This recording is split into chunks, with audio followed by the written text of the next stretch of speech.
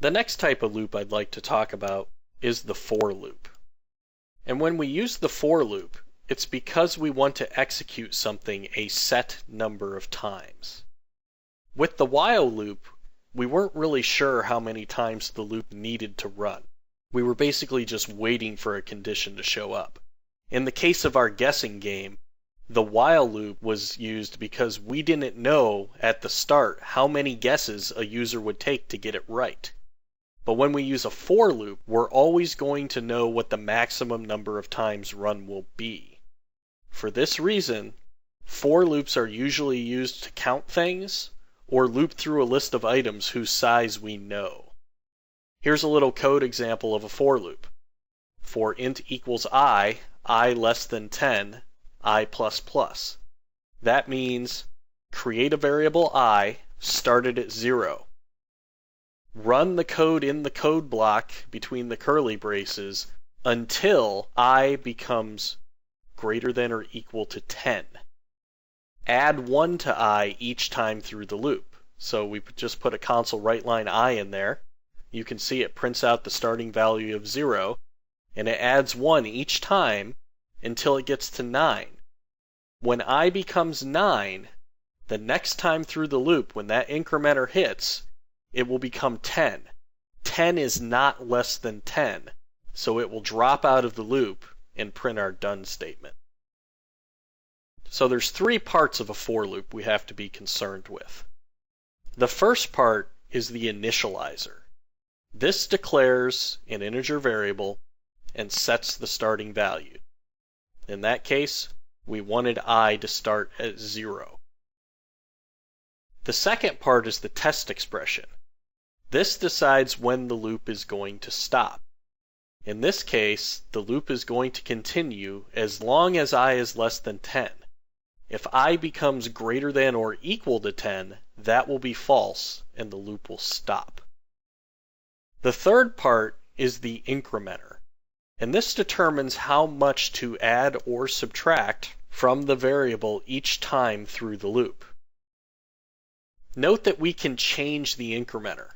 For example, if I wanted to count by 2's, I could say int I equals 2, I less than or equal to 10, and then for my incrementer, I could say I plus equals 2. And if you remember our expressions lesson, plus equal 2 will add 2 to the current variable. So I would start as 2, then 4, 6, 8, 10. It would become 12. The test expression would fail, and it would fall out of the loop. We can also count down by subtracting. Here I starts at 10. It's going to go as long as I is greater than 0, and it's going to subtract 1 every time. So in this case, our output is going to be to print 10 all the way down to 1. When it becomes 1, it's going to go to the top of the loop, subtract 1, it becomes 0. 0 is not greater than 0. It terminates the loop. There's 2 statements with loops that I want to make you aware of. The first is the break statement. Break will immediately exit the current innermost loop. And here we've got an example of some code. We've got a for loop that's going to print the numbers from 1 to 10. However, inside the loop, I've said that if I is equal to 3, I want you to break. So I starts as 1, I is not equal to 3, so it prints it. It becomes 2, because the incrementer adds 1. Again, 2 is not equal to 3, so it prints it. When I becomes 3, the if statement will be true, and it will run the break statement. Break exits the loop. So our output is going to be just to print 1 and 2, and then leave the loop. The other numbers will not be printed. We also have something called the continue statement. Unlike the break, continue just sends you back to the top of the current loop. So again, here's a code sample. Same thing. I is going from 1 to 10. However, I've said that if I is equal to 3 or I is equal to 5, continue.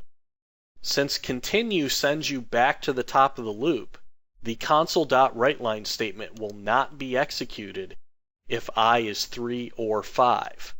So the result of that is printing all the numbers except we're skipping 3 and 5, so we see 1, 2, 4, 6. Do note that break and continue work for any type of loop, not just for loops, so we can use them in whiles as well. Typically, you're going to use break when you're looking for a certain condition to happen, like perhaps we have a list of things that we're searching through and we found one. There's no need to search the rest of the list, so we can break out of the loop and be done with it. Continue is usually when we want to skip something because something happened. Like in our guessing game, we could have used the continue statement if the user entered a number that wasn't in the range of 1 to 20. We could have just gone back to the top of the loop and prompted them again.